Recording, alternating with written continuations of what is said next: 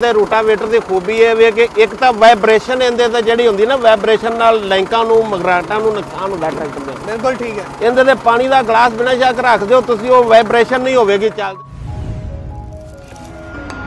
वालेकुम जी, मैं हूं Mohammad Yasir Khan, Japan machinery store के यूट्यूब और फेसबुक चैनल से। इस टाइम असी मौजूद है मोलनवाल के इलाके साडे शोरूम के बिल्कुल करीब साडे कोल मियाँ फारूक साहब, मियाँ अब्दुल गफूर साहब, इन्होंने साडे कोल खरीद किया है एक अदद रूटावेटर साडा जे टाइप फाले वाला, जिहड़ा सुपर सीडर के नाल लगदा है। सुपर सीडर साडा पूरे पाकिस्तान से मौजूद मशहूर है। साडे फार्मर नूं सब तो ज़्यादा कंसर्न इस गल ते सीगा कि भी जिहड़ा सुपर सीडर नाल जे टाइप फाले लगे ने वो असी क्या रूटावेटर के तौर पर इस्तेमाल कर सकते हैं, जिहदी मिसाल है सामने है।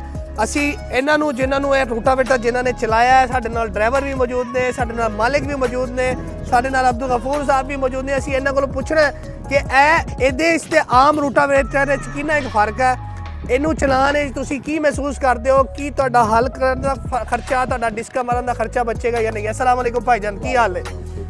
भाईजान दस्सिया जे रूटावेटर तुसी चलाया है 54 फाले, वो भी 260 मैसी फर्गूसन नाल, मॉडल भी पुराना है। की कहते हो ये स्पीड की सीगी ते इन्हें की परफॉर्म किया है? इन्हें स्पीड बहुत अच्छी की है, ठीक है, और गहराई भी इहदी काफी ठीक है। कितना गहरा जा रहा है तुहाडे? गहरा है तकरीबन 7 इंच तक जा सकता है। 7 इंच तक जमीन के अंदर जा रहा है। आम साडा जिहड़ा एल टाइप वाला रूटावेटर कितना जाता? 3 तो 4 इंच। 3 तो 4 इंच जाता। तो 260 ने इहदे ते कोई लोड शोड तो नहीं लिया? नहीं, कोई इन्ना खास महसूस नहीं किया। अच्छा। ते एक इहदी खासियत ये वे कि वाइब्रेशन नहीं की इन्हें।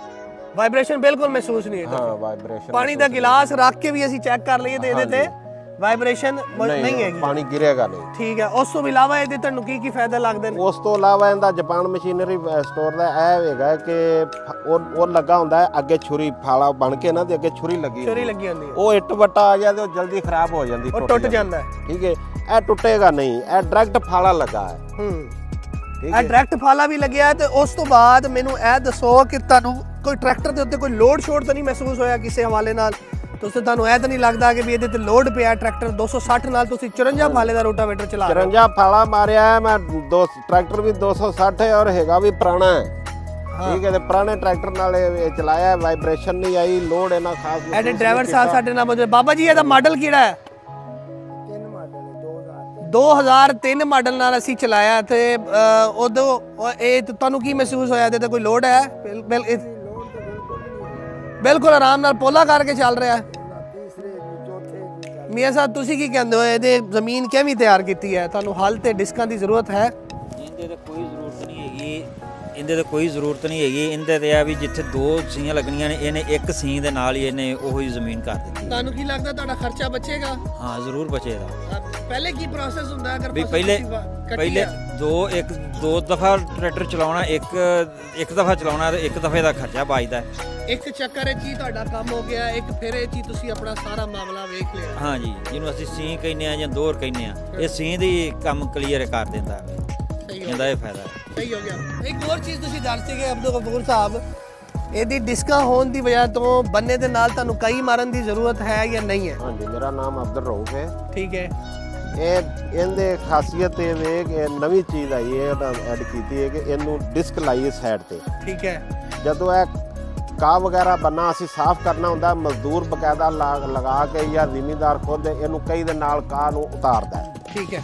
ਇਹਦਾ ਫਾਇਦਾ ਇਹ ਵੇ ਕਿ ਉਹ ਡਿਸਕ ਨਾਲ ਲੱਗੀ ਹੈ, ਉਹ ਨਾਲ ਬੰਨਾ ਜਿਹੜਾ ਨਾ ਉਹ ਸਾਫ਼ ਕੀਤੀ ਜਾਂਦਾ, ਉਹ ਨਾਲ ਦੇ ਨਾਲ ਸਾਫ਼ ਕਰੀ ਜ਼ਮੀਨ ਨੂੰ ਤਿਆਰ ਕੀਤੀ ਜਾਂਦਾ ਹੈ। ਉਹਦੇ ਤੇ ਮਜ਼ਦੂਰ ਲਾਉਣ ਦੀ ਜ਼ਰੂਰਤ ਨਹੀਂ। ਇਹ ਦੇਖੋ ਨਾ, ਅਸੀਂ ਹੁਣ ਬੀਜ ਦਾ ਛੱਟਾ ਦੇ ਦਿੱਤਾ ਤੇ ਅਸੀਂ ਉੱਤੇ ਰੂਟਾਵੇਟਰ ਚਲਾ ਦਿੱਤਾ, ਸਾਡੀ ਜ਼ਮੀਨ ਬਿਲਕੁਲ ਤਿਆਰ ਹੋ ਗਈ ਹੈ। ਹਲ ਪਹਿਲੇ ਮਾਰਦੇ ਫਿਰ ਸੁਹਾਗੇ ਮਾਰਦੇ, ਉਹ ਕਾਫੀ ਖਰਚਾ ਸੀ। ਅਸੀਂ ਕਹਿ ਸਕਦੇ ਹਾਂ ਕਿ ਜ਼ਮੀਨ ਆਟੇ ਨਾਲੋਂ ਵੀ ਨਰਮ ਹੋਈ ਪਈ ਹੈ। ਬਿਲਕੁਲ ਨਰਮ ਹੋਈ ਪਈ ਹੈ। ਇਸ ਨੂੰ ਹੋਰ ਕਿਸੇ ਚੀਜ਼ ਦੀ ਜ਼ਰੂਰਤ ਨਹੀਂ, ਤੁਸੀਂ ਇਹਦੇ ਤੇ ਬੀਜ ਸੁੱਟੋ, ਤੁਹਾਡੀ ਜ਼ਮੀਨ ਤਿਆਰ ਹੈ। ਬੀਜ ਸੁੱਟ ਕੇ ਅਸੀਂ ਇਹ ਰੂਟਾਵੇਟਰ ਉੱਤੇ ਮਾਰ ਦਿੱਤਾ, ਸਾਡਾ ਫਸਲ ਬੀਜਿਆ ਗਿਆ, ਕਾਸ਼ਤ ਹੋ ਗਈ ਹੈ। और इस बारे अगर तुसी कोई गल करना चाहो रोटावेटर के बारे स्पीडा तो तुहानू दसीए 260 चक्कर ने, मैं तुहानू दसिया अगर तुसी इहदी गरारियां तब्दील कर दो, तुसी इहदे चक्कर भी वधवा सकते हो। हाँ जी, ਉਹਦੇ ਨਾਲ ਤੁਸੀਂ ਇਹਨੂੰ ਹੋਰ ਡਾਊਨ ਵੀ ਚਲਾ ਸਕਦੇ ਹੋ। ਇਸ ਟਾਈਮ ਅਸੀਂ ਚਲਾ ਰਹੇ ਇਹਨੂੰ 260 ਦੇ ਨਾਲ, ਤੁਸੀਂ ਇਹਨੂੰ 75 ਜਾਂ 85 ਦੇ ਮਗਰ ਲਾਓ, ਇਹਦੀ ਪਰਫਾਰਮੈਂਸ ਹੋਰ ਵੱਧ ਜਾਏਗੀ। ਹਾਂ ਜੀ ਬਿਲਕੁਲ। ਇਹ ਜ਼ਮੀਨ ਦੇ 7 ਇੰਚ ਜਾ ਰਿਹਾ ਹੈ, 8 ਇੰਚ ਨੀਵਾ ਚਲਾ ਜਾਏਗਾ, ਟਰੈਕਟਰ ਦੇ ਉੱਤੇ ਲੋਡ ਬਿਲਕੁਲ ਨਹੀਂ ਲਏਗਾ।